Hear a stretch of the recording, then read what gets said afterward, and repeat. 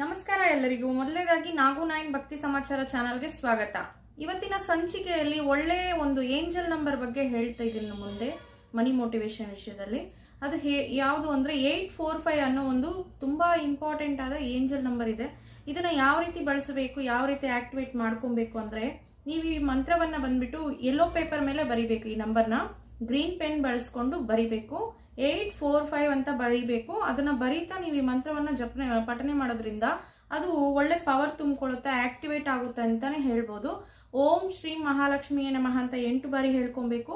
ಓಂ ಗಣೇಶಾಯ ನಮಃ ಅಂತ 4 ಬಾರಿ ಹೇಳ್ಕೊಬೇಕು. ಈ 2 ಮಂತ್ರವನ್ನು ಪಠಿಸಿ ಅದನ್ನ ಆಕ್ಟಿವೇಟ್ ಮಾಡಿ ನಿಮ್ಮ ಪರ್ಸಲ್ಲಿ ಇಟ್ಕೊಂಡ್ರೆ, ನೀವು ಏನಾದ್ರೂ ಹೊಸ ಆಲೋಚನೆ ಮಾಡುವಾಗ ಇದನ್ನ ನಿಮ್ಮ ಜೊತೆ ಕ್ಯಾರಿ ಮಾಡಬೇಕು.